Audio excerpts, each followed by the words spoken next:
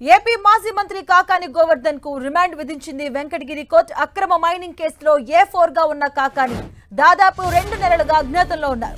పక్కా సమాచారంతో నిన్న బెంగళూరులో అరెస్ట్ చేశారు పోలీసులు. ఇవాళ కోర్టులో హాజరుపరచుగా రిమాండ్ విధించింది ధర్మాసనం.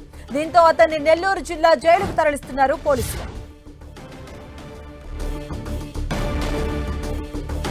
అక్రమ మైనింగ్ కేసులో A4 గా ఉన్నారు కాకానికి రిమాండ్ విధించింది. 14 రోజుల రిమాండ్ విధించింది వెంకటగిరి కోర్టు. నెల్లూరు జిల్లా జైలుకు కాకాని తరలింపు చర్యలు సాగుతూ ఉన్నాయి. కాకాని గోవర్ధన్ కు 14 రోజుల రిమాండ్ విధించింది వెంకటగిరి కోర్టు. ఏపీ మాజీ మంత్రి కాకాని గోవర్ధన్ కు రిమాండ్ విధించింది వెంకటగిరి కోర్టు. అక్రమ మైనింగ్ కేసులో A4 గా ఉన్నారు కాకాని. ఇదే అంశానికి సంబంధించిన పూర్తి అప్డేట్స్ మా కరెస్పాండెంట్ దేవ్ కుమార్ అందిస్తారు. దేవ్ కుమార్.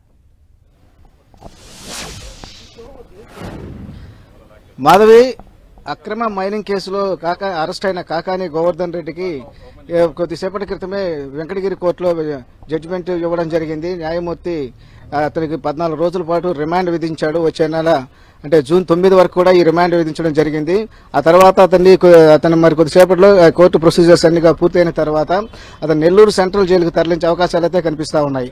అయితే మొత్తము ఈ 12 గంటల అంటే నెల్లూరులోని DTC దగ్గర నుంచి వెంకటగిరి కోర్టుకు తరలించిన తర్వాత వెంకటగిరి కోర్టుకు ఆయన 12 గంటల 12:30 లోపు ఆయన చేరుకోవడం జరిగింది. కాకాని గోవర్ధన్ రెడ్డి భారీ బందోబస్తు నడుమ అక్కడికి కాకాని గోవర్ధన్ రెడ్డి వెంకటగిరి కోర్టుకు తరలించడం జరిగింది. అక్కడ కోర్టులో ఇరుపక్షాలకు సంబంధించిన లాయర్లు వాదనలు వినిపించడం జరిగింది.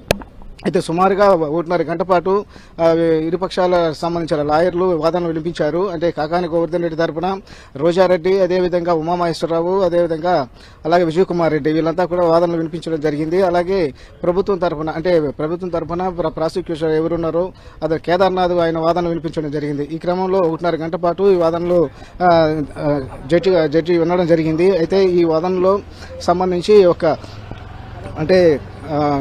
కాకాని గోవర్ధన్ తరపున కొందరు అభ్యంతరం వ్యక్తం చేసిన పరిస్థితి ఉంది.